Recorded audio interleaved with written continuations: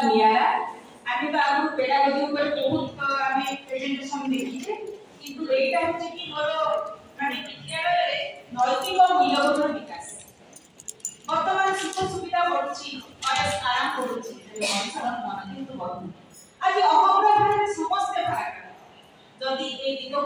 आमे टिके देखिबा ताहे काहे कि प्रत्येक क्षेत्र रे अशांति अराजकता देखा जाउची जदि आमे प्रत्येक दिगो को देखिबा ताहे लागुची कि दिनकु दिन आध्यात्मिकतार अभाव घटिबारे लागिची एवं नैतिक मूल्यबोधर अभाव परिलक्षित होची एही परिप्रेक्षी रे मु जेतेबेले हमर आकर्षण आलेख्य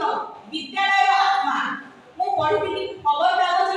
सेतेबेले मो मन प्राण शरीर को आंदोलित करथिला सार मन कहिबा अनुसारे जेतेबेले जदि हमर विद्यालय स्थूल शरीर हुए शरीर एवं छात्र छात्री शिक्षक शिक्षयित्री अभिभावक मान मध्य किबा मधुर संपर्क होछि हमर आत्मा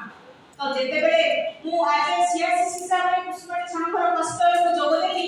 सेतेबेले विद्यालय आत्मा को सबके खोजिबा पाए किंतु विद्यालय आत्माटा सबकी शक्तिशाली नथिला कोन ना कोन तार अभाव परिलक्षित होतिला तो लागुतिला एई जो संपर्क हमर विद्यालय छात्र छात्री शिक्षक शिक्षयित्री मान जो संपर्कटा माने भलो स्थापन हेई पाउ नथिला सेति भाई मु भाबिली ताहाले मु सब प्रत्येक क्षेत्र रे मु नैतिक मूल्यबोध को आज टीचर हिसाब रे मु जेतेबे क्लास करबी मानविक मूल्यबोध को सबले जागृत करबा चेष्टा करिछि तो एही परिप्रेक्षी रे मु सदा सर्वदा चेष्टा करथिली किंतु मु या पूर्व बहुत सेमिनार करथि एई डायट रे मु देछि किंतु मोर इनोवेटिव पेडागोजी क्लासरूम ट्रांजैक्शन ऊपर देछि किंतु जेतेबेला आत्मविश्वास पर सुजोग मते मिलिला मु भाबिली निहाती भाबे यार ऊपर मु काम करिबी तो एही परिप्रेक्षी रे मोर मु जेतेबेले television class YouTube live class को परीक्षाए मोर निज सोच खरच के लेखा मु किछ खेबो बाकी थिला जेतेबेले मुख्यमंत्री शिक्षा पुरस्कार प्राप्त को पाइली जेतेबेले तो सेही टंकाटा कही माने पिला मानकर नैतिक मूल्यबोधर विकास पाई